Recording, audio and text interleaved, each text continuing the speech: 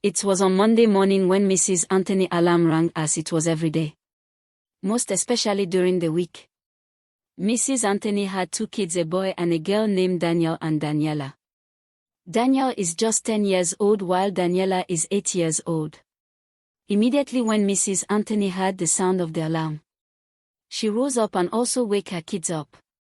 Daniel. Daniel. Daniela. Daniela. It's prayer time, said the mother. Immediately when Daniela heard her mother's voice, she rose up. But Daniel was still sleeping. Then the mother called again. Daniel. My son. Get up. Then Daniel sluggishly woke from his sleep. Then the mother and Daniela had started singing. After 1 to 2 songs, the mother started praying and the kids were saying amen. After the prayer, the mother entered the kitchen to prepare her children food. Before she started dressing the children for school. Some minutes after, the children are set for school. And they are already running late for school while waiting for the school bus. Their mother checked the time and it was already 7:30 a.m. Not quite long. They heard the school bus horn. The children carried their bags and the lunch bag and they both rushed out. Not up to 2 minutes, the children came back inside. What happened? Do you forget something? Asked their mother. No, mommy, the driver asked us not to enter. Daniel answered. The mother asked what of Joy and her brother, who happens to be the neighbor's children that attended the same school with her kids. Daniela replied angrily, Mommy, they have entered already. When Mrs. Anthony heard this, she understood what is going on. Obviously. It's because Mrs. Anthony didn't pay for the school bus and other levies. Then she decided to take her kids to school by using public transport.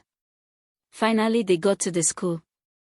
But to her surprise, the school security said the authority asked him not to allow Daniel and Daniela in. And immediately tears rolled down Mrs. Anthony's cheek. And the children, witnessing that, looked worried as well. The security brought out a letter from the management and handed it over to Mrs. Anthony. But she refused to accept it. Because she has an idea of what might be in the letter. She has not been paying for over 2 sessions. And she has been receiving different letters from the school management concerning the school fees and other levies. Mrs. Anthony and her kids went back home with sadness and deep thought. She encouraged the kids not to worry, that they will go to another better school and they will surely have a sound education. After this, the mind of Mrs. Anthony was very troubled with different thoughts and ideas on how to put things in place, with a whole lot of sleepless nights. After several days of thinking and worries, she decided to take the children to a government school because of her financial status.